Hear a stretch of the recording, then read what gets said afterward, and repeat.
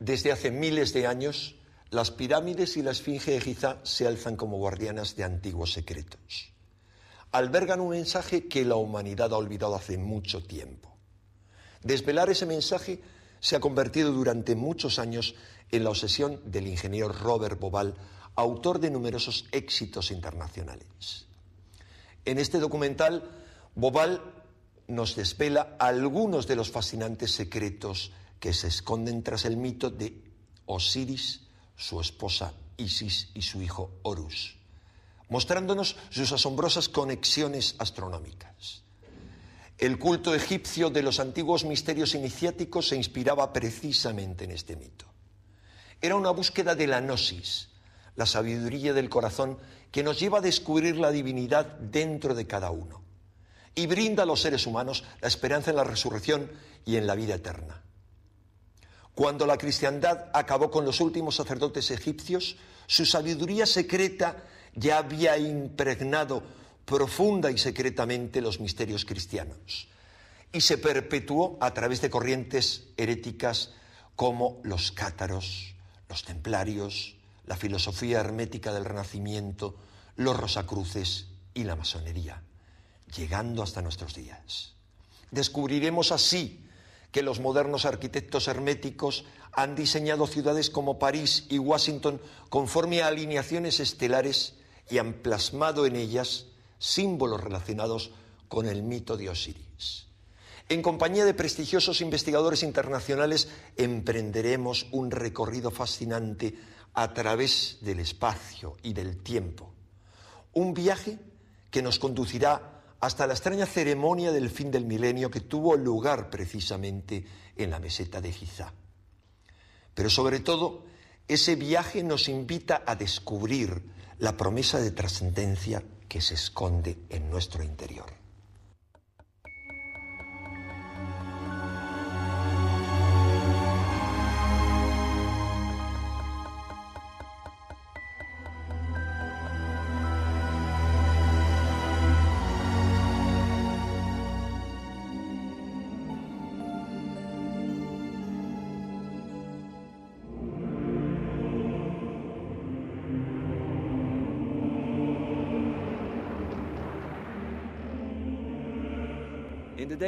En tiempos muy anteriores a los faraones,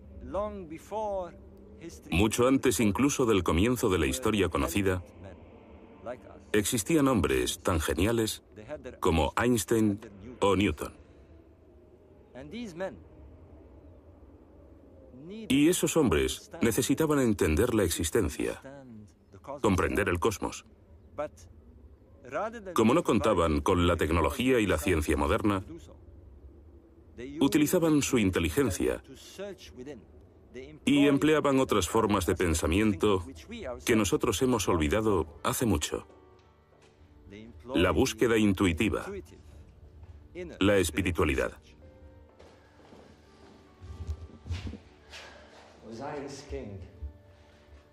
El rey Osiris. Ojalá se pudiera atravesar la Vía Láctea, el Nilo Celeste, y que después de la muerte la vida nos llevara de la mano hasta Orión.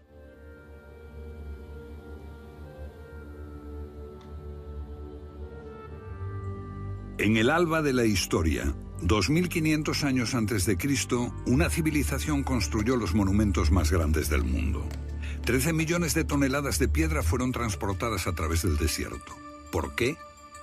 ¿Qué les impulsó?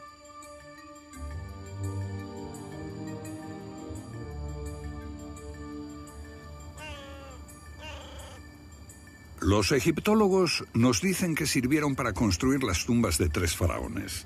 Robert Bauval, escritor e investigador británico nacido en Alejandría, pasó muchos años de su vida bajo la sombra de estas pirámides. En los últimos 20 años ha estado investigando su significado en las estrellas y en los mitos.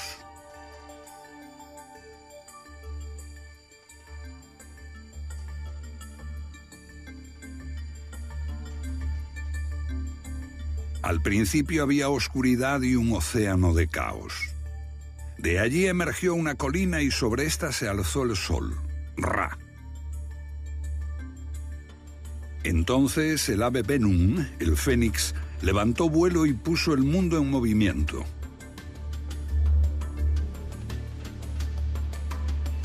En aquel lugar estuvo la ciudad sagrada de Heliópolis, en torno a un pilar coronado por el sagrado Ben-Ben, el símbolo de aquella colina original.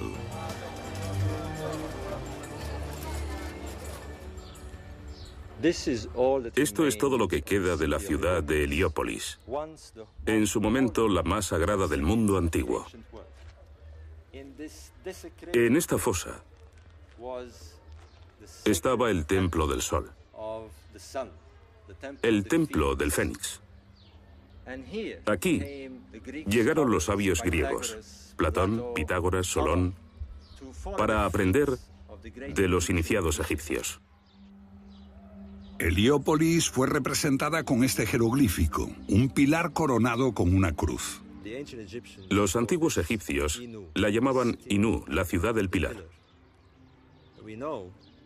Y sabemos por antiguas inscripciones que allí se erigía un antiguo pilar mucho antes de que se construyeran las pirámides de Giza. Sabemos también que en su cima había una reliquia especialmente sagrada llamada Ben-Ben. El Ben-Ben se representa como un cono o pirámide. Pero esta fue la cruz del antiguo Egipto, el más santo de todos los símbolos. Este símbolo se encuentra aún en el Museo del Cairo. Es el brillante piramidión de una pirámide. Los sacerdotes de Heliópolis eran los personajes más importantes después del faraón. Tenían enorme prestigio como constructores, magos y astrónomos. Conocemos el nombre de uno de ellos, Imhotep, que mucho tiempo después sería venerado por los griegos como Esculapio, el padre de la medicina. Pero Imhotep también era legendario por su conocimiento del cielo y arquitecto de la Gran Pirámide. ¿El conocimiento de las estrellas influyó en su construcción? Los estudiosos dicen que los antiguos egipcios no poseían un alto conocimiento astronómico. Pero aquí está la evidencia de su sofisticado conocimiento del cielo. Miren las constelaciones del zodíaco: Leo, Tauro, Piscis, y aquí la constelación de Orión y la estrella Sirio. La constelación de Orión tuvo enorme importancia para muchas civilizaciones. Orión era el gran cazador con su cinturón de 3 estrellas. Para los egipcios era Osiris, el dios del más allá, y estaba relacionado íntimamente con las pirámides. Bobal quería saber hasta qué punto.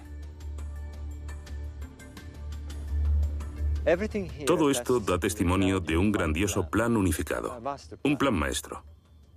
Pero en este plan hay algo desconcertante. Tenemos 3 pirámides, 2 de las cuales son casi del mismo tamaño y están colocadas en diagonal. Pero la tercera es mucho más pequeña y está alineada a la izquierda de esta diagonal. ¿Por qué? ¿Cuál era el plan de los constructores de estas pirámides? Este enigma me obsesionó durante años. Más tarde, en una noche como esta, estaba en el desierto con un amigo, y él me explicó cómo ascendería en el cielo la estrella Sirio, y señaló el cinturón de Orión justo encima de aquella. Me dijo: ¿ves las 3 estrellas? Están alineadas, pero en lo alto la más pequeña está ligeramente desviada a la izquierda. Y repentinamente descubrí ese plan.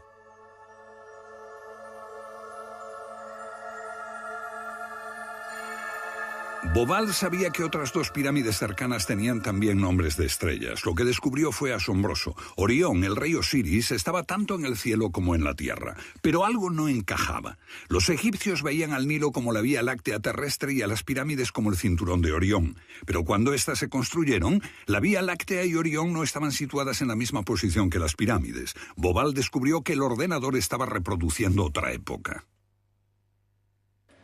Para lograr una perfecta correspondencia con las pirámides en la Tierra, el cielo necesita rotar ligeramente en sentido contrario a las agujas del reloj, o sea, retroceder en el tiempo. Año 3000 a.C., año 4000, año 5000. La posición de las estrellas cambia a través del tiempo por un fenómeno llamado precesión. Igual que en una peonza que rota y se traslada, el eje terrestre tiene un pequeño balanceo. Este produce un pequeño retraso en el punto por el cual debe salir el sol en el equinoccio de primavera. Año 7000, 8000, asombroso. La correspondencia entre cielo y tierra nos sitúa en el año 10.500 a.C. Ese año, la Vía Láctea coincidía exactamente con el curso del Nilo. Los constructores se remontaron a un distante pasado para reproducir el cielo cuando Orión ascendía. Aquella era la mítica edad primera de su religión, cuando los dioses gobernaban Egipto. Otro enigma. En la Gran Pirámide hay unos extraños canales muy estrechos que apuntan al cielo. Los egiptólogos les llaman canales de ventilación. No hay forma de que pudieran haber sido canales de ventilación. El diseño es demasiado complicado. Apuntan hacia fuera de la pirámide, al cielo. Deben haber tenido una finalidad superior. Los astrónomos descubrieron que esos canales estaban dirigidos a la Osa Menor y a Alfa Draconis, la estrella polar de la antigüedad. Obviamente, no se metieron en estas complicaciones por juego. Para los antiguos egipcios, Orión era Osiris, el gran dios de la resurrección. Esto es una reconstrucción del cielo en el año 2500 a.C. Veamos qué ocurre en el cinturón de Orión cuando éste cruza la línea norte-sur. El canal de la cámara del rey apuntaba a Orión, el dios Osiris. Ahora bien, aquí a la izquierda de Orión está la estrella Sirio. Para los antiguos egipcios era la estrella de Isis, la esposa de Osiris. Y fue maravilloso descubrirlo. Bovall descubrió que el último canal apuntaba a Sirio, la estrella de la diosa Isis. Los antiguos egipcios estaban construyendo caminos hacia Isis y Osiris, sus dioses del más allá y de la resurrección.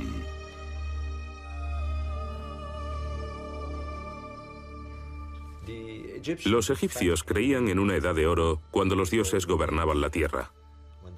4 niños salieron de las entrañas de la diosa del cielo. 4 humanos. 2 de ellos eran Isis y Osiris. Y fundaron el reino del tiempo primero. Lo llamaron Zep-Tepi. Fue una edad dorada. Los dioses trajeron el conocimiento y la civilización. El equilibrio entre el cosmos y la tierra era perfecto. Y la felicidad reinaba en el mundo.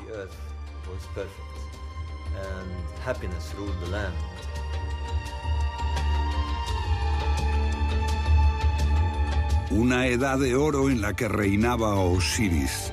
Pero Set, su hermano, sintió celos y lo mató. El mundo se hundió en el caos cuando Set cortó el cuerpo de Osiris en 14 trozos. La sangre y la oscuridad envolvieron Egipto.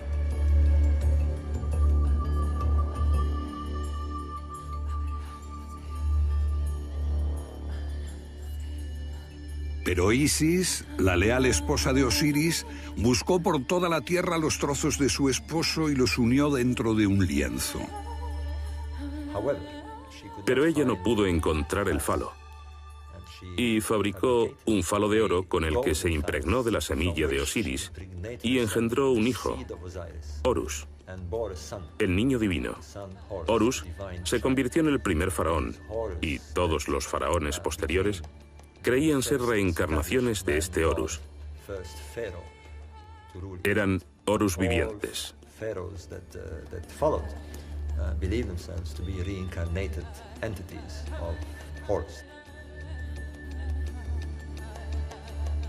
Horus, con cabeza de halcón, vengó a su padre, venció a Set. Isis y Osiris se reencarnaron en los cielos donde son los reyes de la noche y del más allá. Osiris como Orión, Isis como la estrella Sirio.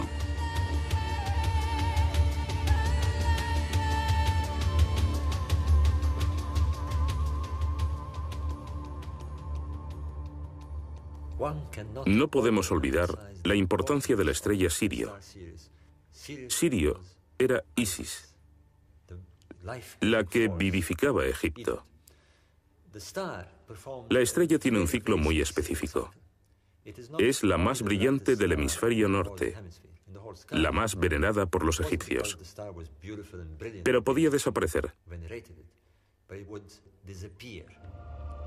Durante un periodo de 70 días, Orión y Sirio no eran visibles. Este periodo de 70 días era también el tiempo de embalsamiento del difunto. Les llevaría 70 días realizar todo el ritual y, por lo tanto, es evidente que lo asociaban a la desaparición de las estrellas durante 70 días. 70 días de espera y luto, temiendo que la estrella volviese a nacer. Pero entonces, en un día mágico del solsticio de verano, 70 días después, la estrella resurgía en el horizonte por el este al amanecer, unos minutos antes que el sol. Y este destello, esta chispa, era la vida. La reaparición de la estrella era el momento culminante del culto egipcio. En esos mismos momentos, el Nilo aumenta por las lluvias monzónicas. La inundación del Nilo trae nueva vida a la tierra reseca. Para Egipto significaba el renacimiento, y era tan importante que esta inundación marcaba el comienzo del nuevo año. Esta milagrosa conjunción de la salida del sol en el solsticio de verano con el renacimiento de Sirio anunciaba la inundación del Nilo, que fertilizaba los cultivos y respaldaba la gran idea egipcia del renacimiento.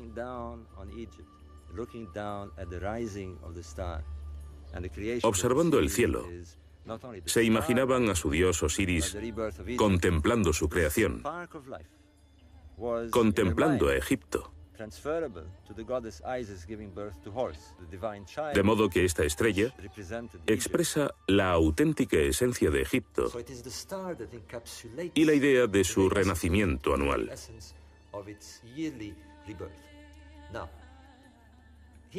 Tenemos así una madre divina, esta estrella del este. Curiosamente, el mismo concepto aparece 3000 años más tarde en un culto totalmente nuevo. Pero, ¿es realmente un culto nuevo?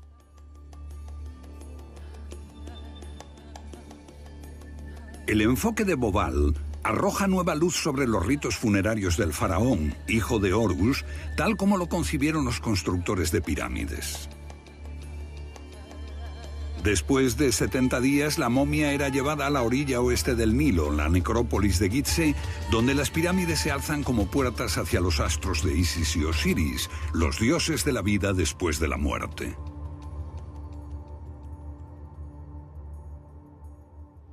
Les estoy llevando al interior de la tumba. Aquí están los escritos religiosos más antiguos de la historia, los textos de las pirámides. Su significado fue olvidado, porque los egiptólogos consideraron a la religión egipcia como un culto solar. Pero esta no es una religión del día y de la vida, es una religión de la noche y de los muertos. Estos textos nos dicen que el rey se convierte en una estrella en el reino de Osiris, en la constelación de Orión. Uno de esos textos dice: «Oh rey, tú eres compañero de Orión». Y otro afirma: «Puede que atravieses la Vía Láctea y vayas al lugar donde está Orión».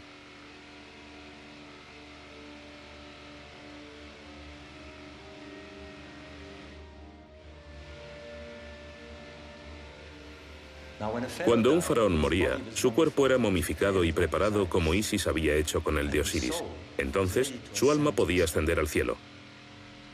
Pero antes de esto, el monarca muerto tenía que asegurarse de que el poder divino había pasado a su hijo, el Horus viviente. Esto se conseguía en una ceremonia llamada apertura de la boca, en la que se empleaban instrumentos para abrir la boca de la momia y devolverle la vida.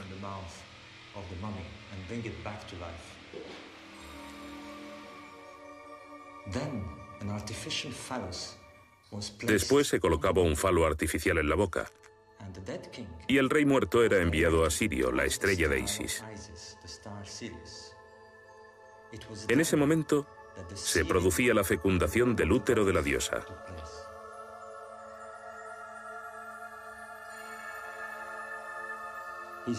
Como su misión terrenal estaba cumplida, el rey muerto podía partir al cielo. En efecto, lo que tenemos aquí es el restablecimiento de la resurrección del mito de Osiris, en términos estelares.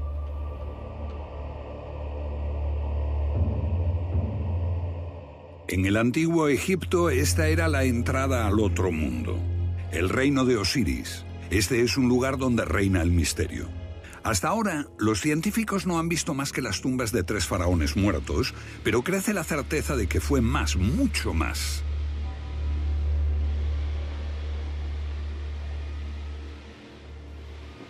En lo profundo de este canal, un prestigioso arqueólogo está excavando corredores y cavernas que reavivan el mito de Osiris. Esto se convirtió en un lugar sagrado para los egipcios. La gente quería ser enterrada aquí para estar en conexión con Osiris. Estamos ahora a 30 metros de profundidad, entre la Esfinge y la segunda pirámide.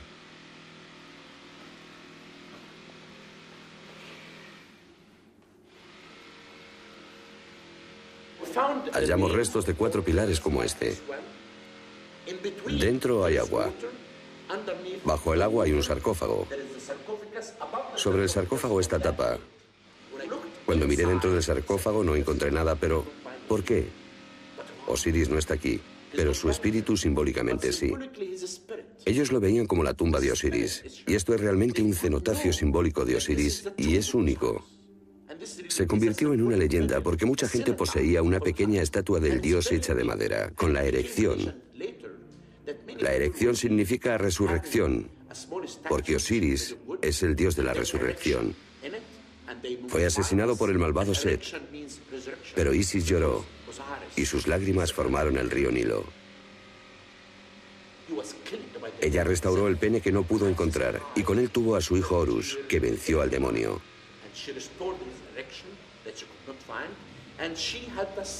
Este mito construyó la civilización egipcia.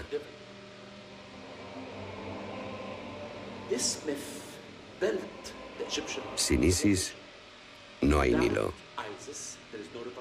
El Nilo fertiliza la tierra. Y sin Nilo no existe Egipto. El relato también nos dice que el demonio tiene que ser derrotado siempre.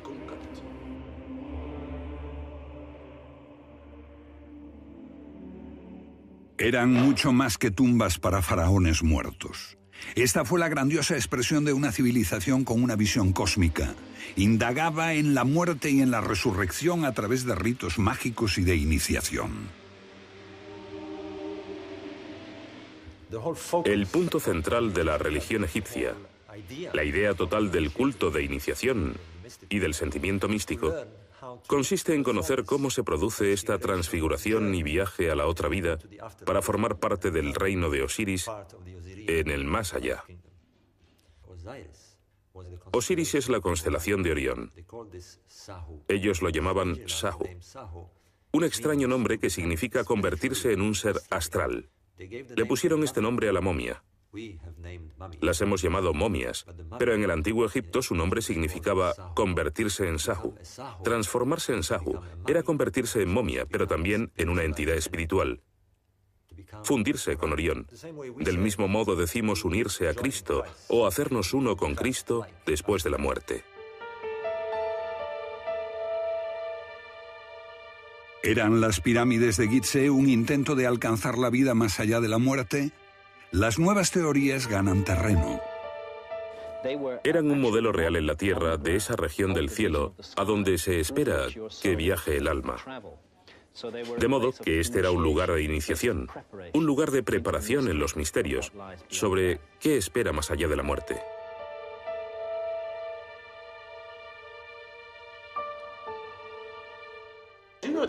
Los egipcios creían realmente en el misterio y la iniciación. En la meseta de Giza hay muchos túneles bajo las pirámides. La meseta de Giza es conocida como Neb Rastau. Rastau es cementerio, pero literalmente significa los túneles subterráneos. Después, la meseta de Giza se conoció durante el Imperio Nuevo con el nombre de El Sitio de Osiris. Giza es el lugar del dios Osiris, que es el señor de los túneles subterráneos. Y por eso, creo yo, cortaron ese conducto. ¿Y ese conducto se dirige a la Gran Pirámide? o no. Es posible que haya muchísimo trabajo para los arqueólogos. ¿Qué hay bajo la Esfinge, donde los sismógrafos detectaron varias cavidades? ¿Ocultan secretos sobre los orígenes más remotos de la civilización? ¿La gente era iniciada aquí en los misterios de lo que nos espera a todos? Creo que ellos se proponían, ante todo, adquirir experiencia en la vida, ejercer un efecto transformador en su existencia, de la que emergían más fuertes y más preparados para este viaje terrible que debían realizar después de la muerte. Eso, para mí, daba sentido a esta gran empresa.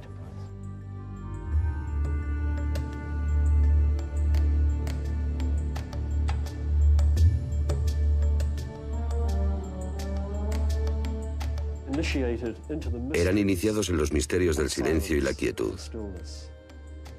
Pero estaba prohibido hablar de ello, y por extraño que parezca, nadie lo hizo. Todo lo que sabemos es que atravesaban los umbrales de la muerte. Era un anticipo de la muerte. Ser conducido a través de una dimensión que abarca emociones como miedo, pánico, amor.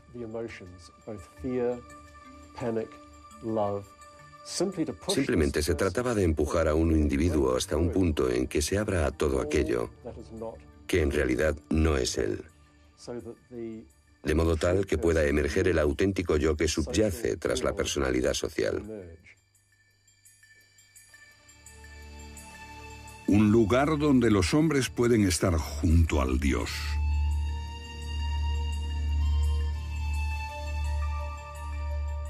Miles de años antes de Cristo, el antiguo Egipto ya creía en un juicio final.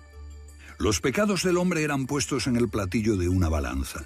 Si pesaban más que la pluma de la verdad, su esencia se perdía. Solo se salvaba la levedad liberada de lo superfluo. Esta era una civilización que buscaba una verdad interior.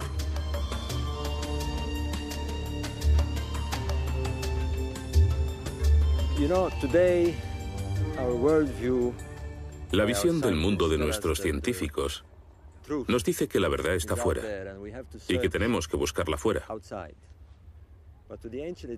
Pero los antiguos egipcios decían que la verdad estaba en el interior de cada uno y su búsqueda era hacia adentro. Ellos creían que en el individuo vive la chispa de la divinidad. Y para aprender a expandir esa llama interior, para alcanzar la plena madurez, tenían que hablar con su propio interior en un lenguaje que llamaban el idioma de los dioses. Veamos cómo percibían ese lenguaje. Si somos parte del cosmos, debemos comunicarnos con este. Y ellos lo hacían sintiendo, captando mensajes del viento, de las estrellas, la luna, la fertilidad de la tierra, el nacimiento de sus hijos. Este es el lenguaje de la naturaleza, el lenguaje del cosmos. En algún momento comenzaron a entender que se podía codificar en símbolos este lenguaje. Se podía simbolizar el principio cósmico. Este es el principio de la escritura sagrada. Así se inventaron los jeroglíficos. Su invención proviene de los dioses.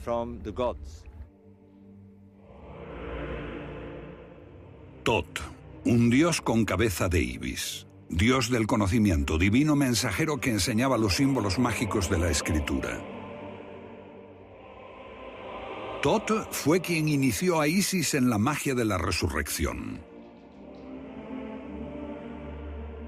El francés Champollion descifró el jeroglífico con esta piedra roseta, pero no hizo justicia a la magia de Tot. Nosotros, con nuestro alfabeto fonético de 26 letras, solo estamos arañando la superficie. Los egipcios desarrollaron un sistema mejor. Tenían 780 letras en su escritura y estudiaban cada una de ellas. Y cada signo, cada símbolo, estaba cargado de poder. Así, cuando comunicaban una idea, elegían el símbolo exacto. Un ejemplo que todos conocemos es la cruz. La cruz cristiana es un símbolo. Si uno no sabe lo que representa, ve tan solo una cruz, Pero para un sacerdote católico, para un iniciado en el culto de la cristiandad, significa todo en su fe. Los jeroglíficos son la ventana detrás de la cual se halla un poderoso culto de iniciación.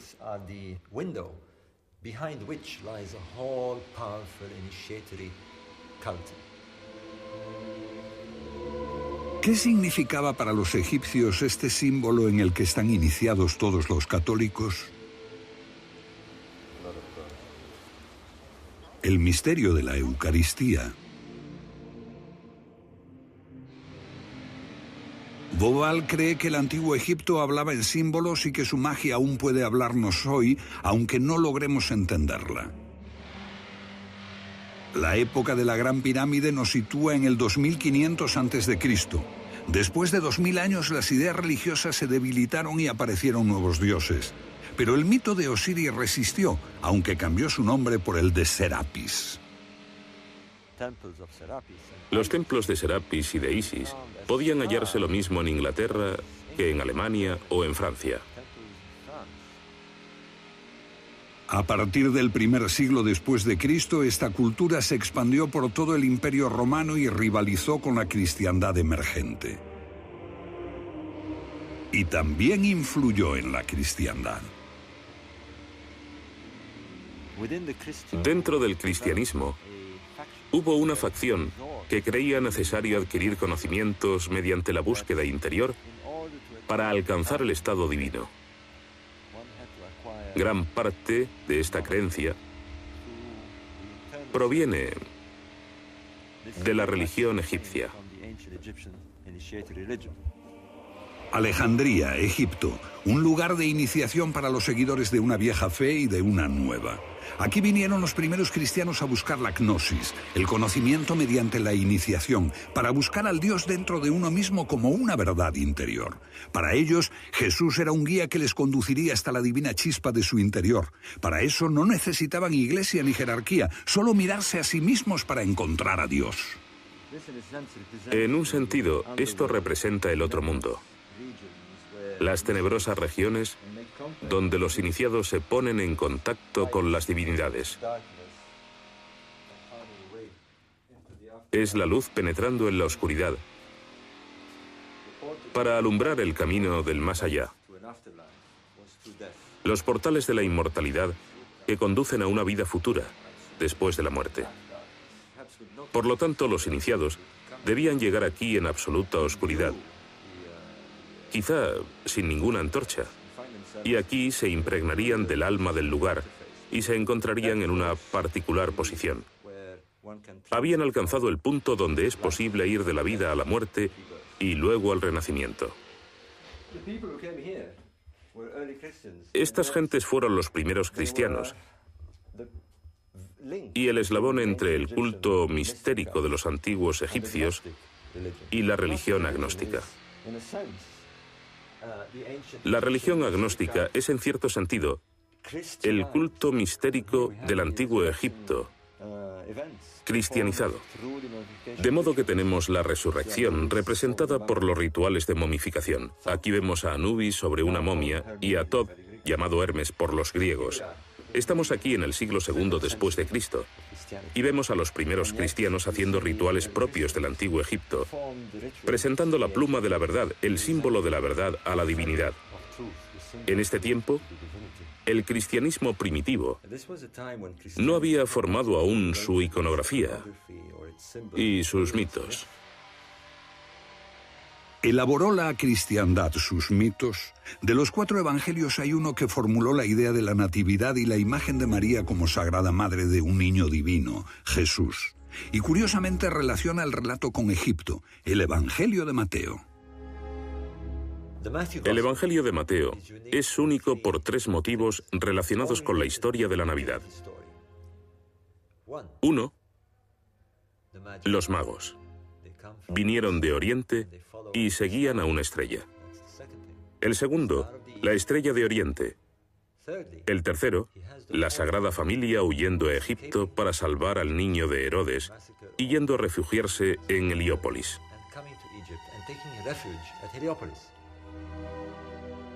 Esta iglesia cristiana cerca de Heliópolis tiene una pintura de la huida a Egipto de la Sagrada Familia. Y la tradición está igual de viva hoy que cuando ellos hicieron esta pintura. Dibujaron el árbol bajo el que supuestamente descansó la Sagrada Familia. Esta historia solo aparece en el Evangelio de Mateo. Ahora sabemos que el Evangelio de Mateo se escribió en Alejandría, en Egipto. Pero, ¿qué tenía el autor en mente? Bobal cree que Mateo desarrolló el icono de la Sagrada Madre y del Niño Divino para convencer a los egipcios porque para ellos se trataba de una imagen muy familiar. El icono más importante del culto religioso del antiguo Egipto es sin duda esta diosa Isis con el niño Horus en su regazo. Los cristianos tratan de extender aquí una nueva religión, un nuevo culto entre gente que creyó durante 3 milenios que el niño divino era el hijo de Isis. De hecho, en cierto sentido, se secuestró el mito estelar de Isis y Horus, y la estrella Sirio se insertó en la mitología cristiana. Los antiguos creadores del incipiente culto cristiano introdujeron el mito de Isis en su nueva religión. Utilizaron un astro, la estrella de Oriente o de Belén. ¿Pudo ser esta Sirio, la antigua estrella de nacimiento divino para los egipcios? Después de 3000 años, por el fenómeno de la precesión de los equinoccios, fue cambiando el tiempo de la salida y la puesta de Sirio. Cuando nació Jesús, Sirio aparecía en torno al solsticio de invierno, no en el solsticio de verano, como en el antiguo Egipto, sino en torno al 25 de diciembre, para ser precisos, justo después de la puesta del sol. Sabemos que judíos y cristianos celebraban el cambio del día al anochecer, no al amanecer como los antiguos egipcios. El 25 de diciembre veían salir la constelación de Orión, y Sirio se asomaba por el horizonte. Era la misma imagen con que los antiguos egipcios celebraron durante miles de años el nacimiento del niño divino Horus, el Dios Hijo. ¿Pudo ocurrir que la estrella de la Navidad se tomase de un antiguo mito y se introdujera en la nueva religión cristiana? Guiados por la estrella, ¿los Reyes Magos fueron concebidos para coincidir con el antiguo mito egipcio? La constelación de Orión, con 3 brillantes estrellas formando el cinturón, se asomaría anunciando el nacimiento de Sirio. Pero es solo Mateo quien menciona a los 3 magos en su Evangelio. ¿Podría explicar esto por qué las 3 estrellas del cinturón de Orión fueron identificadas con los 3 Reyes Magos? Es evidente, si se estudian juntos el mito y la historia, que quienes lo escribieron veían a Isis como la madre de Jesús. Después desarrolló una identidad propia como María y se quitó la parte que tenía de Isis. Pero sin duda al principio era Isis. Estas imágenes míticas están vivas y evolucionaron y cambiaron. Nada puede ser estático y nada puede ser dicho de una sola forma y solo una vez.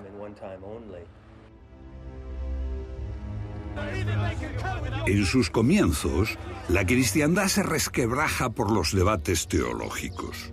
Una iglesia ortodoxa con una jerarquía creciente de sacerdotes y obispos se enfrenta con los gnósticos que buscan a Dios dentro de sí mismos. Las bases de la fe son cuestionadas. La naturaleza de Cristo como el Hijo de Dios se discute con ardor.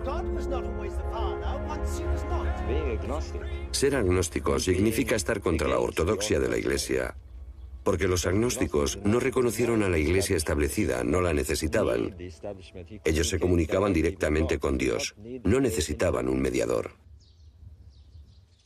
Una fe individual que está ganando cada vez más terreno. En el corazón está el principio de la relación con la divinidad. Es personal, no hay sacerdotes, no hay jerarquías, ningún fenómeno administrativo, ningún líder. Eso es peligroso. Peligroso para las estructuras del poder, fatalmente subversivo.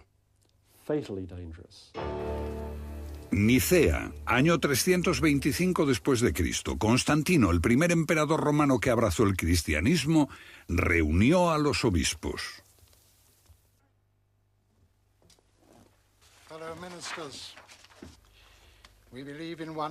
Como estadista optó por la ortodoxia y el apoyo a su poderosa jerarquía. And in one Lord, Jesus Christ, the Son of God, begotten from the Father, God from God, light from light. Los evangelios gnósticos arden. Los cristianos matan a cristianos por millares. Los gnósticos y los paganos son arrasados. El Seapeum, el templo de Osiris en Alejandría y su gran biblioteca son pasto de las llamas.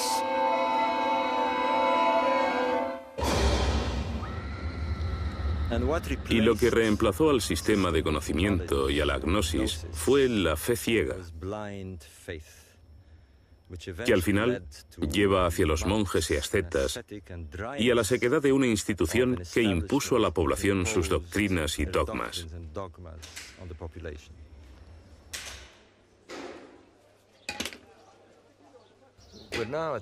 Estamos ante la mayor encrucijada de la cultura mundial. Aquí está Fila, donde aún se conservan la cultura y la religión egipcia, el gran templo de Isis. Pero la chusma cristiana finalmente se abre paso con sus martillos y cinceles. Derriban lo que consideran imágenes paganas y empiezan a entrometerse. Los sacerdotes le rogaban: deteneos. Este es el templo más sagrado de Egipto. Es el templo de la diosa madre, miles de años. Vuestra diosa madre. Tenéis una diosa madre. Tenéis la vuestra. Y le rogaron que ocuparan el templo y lo usasen como un santuario cristiano. Y así, en una desesperada súplica para salvar el culto de Isis, los sacerdotes egipcios se hacían a un lado y dejaban que la nueva religión absorbiese su iconografía y sus símbolos. A finales de la antigüedad, los últimos supervivientes ocultaron de los perseguidores sus evangelios y la antigua filosofía.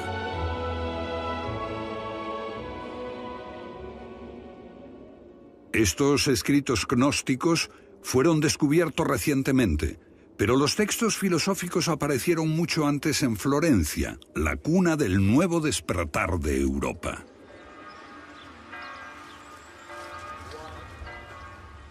En 1460, un monje envió a Cosimo de Medici un montón de libros. Resultaron ser la Hermética, las palabras perdidas de Hermes Trimegisto, el Tod egipcio. Cosimo le pidió a su traductor Marsilio Ficino que dejase de lado a Platón y tradujese de inmediato los textos herméticos. Una bomba intelectual estaba a punto de estallar. De pronto, la sabiduría egipcia surgió ante la conciencia europea y se convirtió en algo sumamente importante. Y en los 200 o 300 años posteriores inspiró el arte europeo, el esfuerzo intelectual, el pensamiento, la filosofía y el saber en general. Bajo el corpus hermeticum subyace el poder del simbolismo. Esos símbolos no son solo algo por lo que se reconoce a alguien o un eslogan publicitario. Significan algo mucho más profundo. Ellos creían que el símbolo podía conducirles a la iniciación. El hermetismo se hizo tan popular que incluso el Papa Borgia decoraba sus apartamentos en el Vaticano con escenas de Osiris, Isis y Hermes Tod, imaginadas por pintores del Renacimiento. Aquí la religión insinuaba que contenía una verdad más antigua que algunos consideraban más sabia que la de Moisés y la Biblia. La Catedral de Siena muestra esta imagen de Hermes Trimegisto, el dios Tot, entregando la sabiduría de Egipto, y el fénix de la creación y la antigua Heliópolis. Los papas esparcen por toda Roma símbolos de la antigüedad y obeliscos egipcios.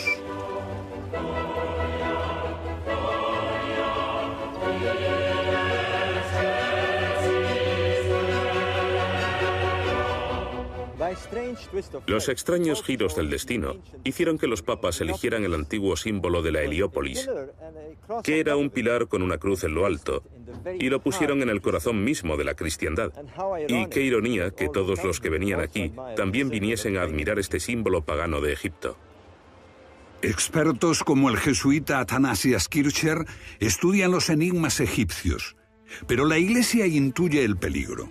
El hermetismo inspira formas nuevas e individuales de devoción que no interesan a la Iglesia. Las ideas se prohíben y los libros son quemados. En el año 1600 el hermetismo es silenciado. Su principal promotor, Giordano Bruno, es puesto a disposición del tribunal eclesiástico, pero a pesar de las crueles torturas no reniega de sus ideas. La Iglesia solo tenía una forma de parar esto, y entonces ocurrió algo impensable. En una nublada mañana de septiembre, el hermetista Giordano Bruno fue arrastrado a este lugar, amordazado y quemado vivo. En el último momento, trató de apartar sus ojos de la cruz que blandía ante su rostro un monje de la Inquisición. El hermetismo se transformó de pronto en algo prohibido. El hermetismo se refugia en sociedades esotéricas como los Rosacruces y la francmasonería. La Gran Logia de Londres, corazón y cuartel general de la francmasonería, está repleta de antiguos símbolos. Iniciación secreta, ritos, símbolos. Pregunte a cualquier masón sobre el vínculo con el antiguo Egipto y posiblemente se reirá. Escritores como Bob Lomas y Chris Knight habían hecho lo mismo hasta que la curiosidad pudo más. Hace 10 años nos hubiésemos burlado de alguien que dijese lo que estamos diciendo ahora, pero el hecho es que hay una línea recta clara que parte de Egipto y que se unió y se bifurcó a lo largo del tiempo. La pirámide con el ojo que todo lo ve, la enorme estrella, los símbolos egipcios más sagrados penetraron en los misterios masónicos. En sus libros, Lomas y Knight investigan la influencia de la francmasonería en los símbolos y las instituciones de los Estados Unidos. Los fundadores de los Estados Unidos de América, la mayoría de ellos eran masones. George Washington, Franklin y otros. La construcción de la Casa Blanca recoge emblemas masónicos. Y la Constitución de los Estados Unidos es una extensión de los principios de la masonería, de la democracia. Promueve la inversión en ciencia y el fomento de la ciencia. Se trata de un experimento masónico que a su vez es un experimento del antiguo Egipto, el principio de hacer el bien por el bien fuera de una religión. Y eso es lo que la masonería significa hoy. Frente al templo masónico de George Washington hay otro símbolo familiar. En este lugar, George Washington y otros padres fundadores de Estados Unidos son representados portando un mandil masónico. El dólar, símbolo del poder de Norteamérica, muestra el lado oculto del sello americano, la pirámide con el ojo que todo lo ve y el lema de un nuevo orden mundial. Es interesante, por ejemplo, que cuando el presidente americano presta juramento está haciendo un símbolo masónico, que no puedo demostrar por qué contravendría mis votos como masón. Él no explica de qué se trata, pero es el símbolo masónico de la fidelidad. Napoleón empezó su andadura en la escena mundial como conquistador de Egipto. Cuando Napoleón llegó a las puertas del Cairo, no llegó como cristiano. Él y su ejército estaban muy imbuidos en un culto revolucionario modelado con ideales masónicos. Prácticamente todos sus generales eran francmasones, y Napoleón se inició una noche que pasó solo dentro de la Gran Pirámide. Cuando volvió de Egipto, Napoleón estaba obsesionado con la idea de que le protegían las estrellas. Tanto que este monumento, conocido como Place de l'Étoile, Plaza de la Estrella, se situó a lo largo del eje central de París, de los Campos Elíseos, y más aún. Esta gran arteria de París está a 26 grados este para alinearse con la estrella de Isis. Esto es lo que cree Bobal. Esto es lo que los parisinos veían cuando miraban al este, la salida de la constelación de Orión. Y aquí está Sirio asomándose en el horizonte, a 26,5 grados a la derecha del este, en perfecto alineamiento con los Campos Elíseos. Algunos historiadores dicen que el nombre de París puede estar relacionado con el nombre de Isis, porque aquí donde está la iglesia de Saint-Germain-des-Prés hubo una vez un templo de Isis. Y los romanos solían llamar este sitio Par Isis, que quiere decir cerca del templo de Isis. Par Isis, París. Napoleón quedó tan impresionado que ordenó incluir a la estrella Sirio y a la Isis en la proa del barco, en el emblema de París. La ciudad contiene muchas referencias a Isis y a Egipto, como este techo del Palacio del Louvre. El genio de París y el futuro. Un futuro que muestra a Isis, un obelisco y una pirámide a sus pies. Y un ángel anunciando la aparición. Y aquí está, la misma estatua en la plaza de la Bastilla, donde una imponente multitud se congregó bajo la estatua de Isis para celebrar el primer año de la Revolución Francesa. Y ahora, 200 años después, lo que vemos, bueno, como en el cuadro, un obelisco y una pirámide que fue inaugurada por el presidente Mitterrand en 1989, en el bicentenario de la Revolución. Aquí ven estos instrumentos mágicos muy antiguos colocados en el corazón del mundo. Pueden imaginarse a millones de personas caminando por aquí durante años, y en ocasiones despierta la imaginación de uno. Alguien dirá, bueno, ¿por qué está aquí? ¿Qué está haciendo aquí? Y se ve obligado a evocar la magia del pasado y lo que significaban los símbolos. Símbolos que contienen, como los jeroglíficos, muchos significados. Lo mismo sucedió cuando Egipto tuvo la brillante idea de entrar en el nuevo milenio a través de la televisión mundial.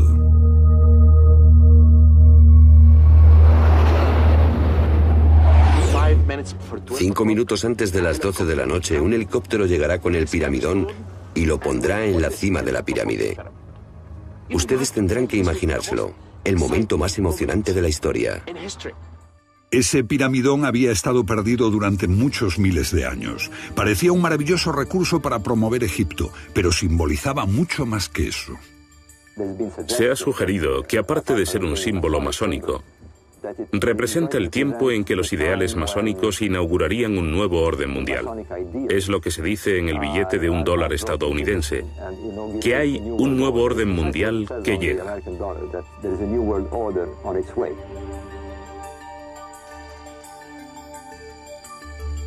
Un influyente profeta moderno, Edgar Cayce, había predicho la llegada de un nuevo Mesías, es decir, un nuevo Horus. Por primera vez en miles de años, Sirio, la estrella de Isis, aparecería al acabar el año por encima de la pirámide. Los antiguos egipcios representaban a Isis con dos símbolos, una estrella sobre un triángulo.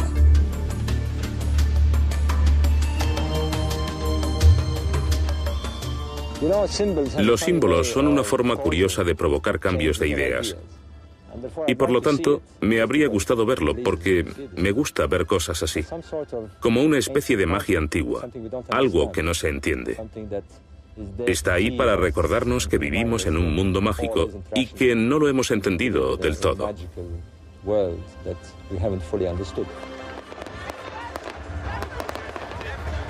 Pero Egipto celebró el milenio sin la televisión mundial. La prensa radical islámica condenó ferozmente el evento como un complot capitalista y un golpe de la francmasonería. Y la fiesta acabó sin el piramidón. Pero, ¿por qué estos símbolos del pasado todavía nos conmueven tanto? Egipto es importante, no porque sea el único lugar del mundo donde ocurrieron cosas importantes, sino por la escenografía. Uno podría decir, nos sorprende y nos recuerda que la humanidad hizo cosas fantásticas y tuvo experiencias místicas que fueron decisivas para su supervivencia. Y queremos volver a conectar con esas vivencias. Y creo que existe un enorme deseo de hacerlo en nuestro tiempo. La meseta de Giza, esta expresión de la religión de Osiris y de Isis, existía antes del cristianismo. Nació para perdurar y quizá sobreviva a la cristiandad.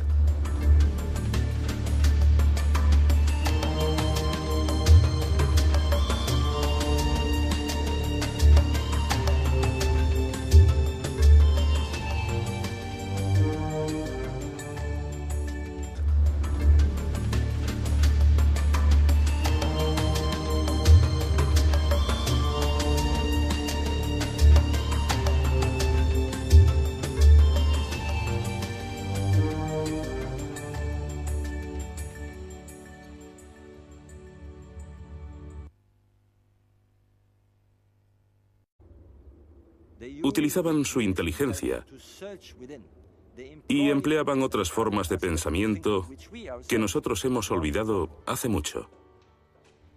La búsqueda intuitiva, la espiritualidad.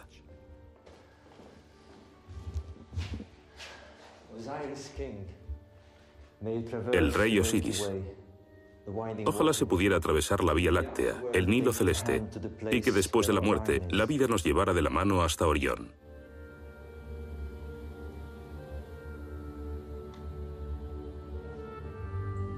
En el alba de la historia, 2500 años antes de Cristo, una civilización construyó los monumentos más grandes del mundo.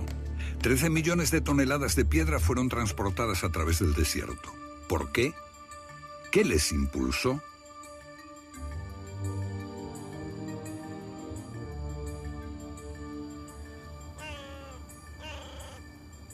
Los egiptólogos nos dicen que sirvieron para construir las tumbas de... Invita a descubrir la promesa de trascendencia que se esconde en nuestro interior.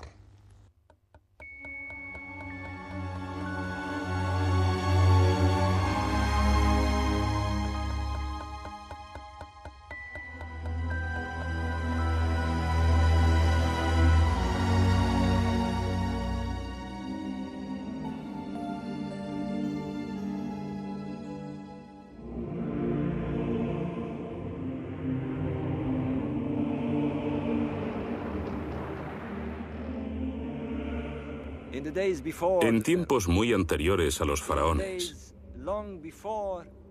mucho antes incluso del comienzo de la historia conocida, existían hombres tan geniales como Einstein o Newton.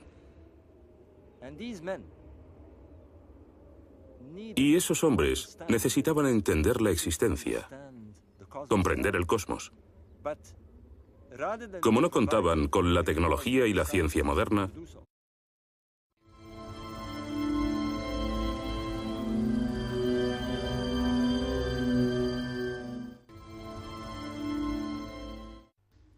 desde hace miles de años, las pirámides y la esfinge de Giza se alzan como guardianas de antiguos secretos. Albergan un mensaje que la humanidad ha olvidado hace mucho tiempo. Desvelar ese mensaje se ha convertido durante muchos años en la obsesión del ingeniero Robert Bauval, autor de numerosos éxitos internacionales. En este documental, Bauval nos desvela algunos de los fascinantes secretos que se esconden tras el mito de Osiris, su esposa Isis y su hijo Horus, mostrándonos sus asombrosas conexiones astronómicas. El culto egipcio de los antiguos misterios iniciáticos se inspiraba precisamente en este mito. Era una búsqueda de la gnosis, la sabiduría del corazón que nos lleva a descubrir la divinidad dentro de cada uno y brinda a los seres humanos la esperanza en la resurrección y en la vida eterna. Cuando la cristiandad acabó con los últimos sacerdotes egipcios, su sabiduría secreta ya había impregnado profunda y secretamente los misterios cristianos y se perpetuó a través de corrientes heréticas como los cátaros, los templarios, la filosofía hermética del Renacimiento, los rosacruces y la masonería, llegando hasta nuestros días. Descubriremos así que los modernos arquitectos herméticos han diseñado ciudades como París y Washington conforme a alineaciones estelares y han plasmado en ellas símbolos relacionados con el mito de Osiris. En compañía de prestigiosos investigadores internacionales emprenderemos un recorrido fascinante a través del espacio y del tiempo. Un viaje que nos conducirá hasta la extraña ceremonia del fin del milenio que tuvo lugar precisamente en la meseta de Giza. Pero sobre todo, ese viaje nos... Tres faraones. Robert Bauval, escritor e investigador británico nacido en Alejandría, pasó muchos años de su vida bajo la sombra de estas pirámides. En los últimos 20 años ha estado investigando su significado en las estrellas y en los mitos.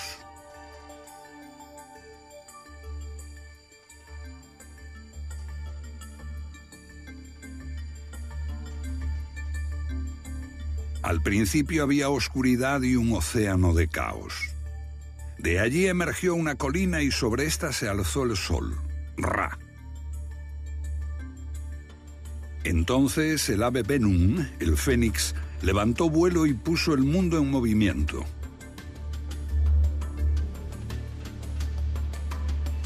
En aquel lugar estuvo la ciudad sagrada de Heliópolis, en torno a un pilar coronado por el sagrado Ben-Ben, el símbolo de aquella colina original.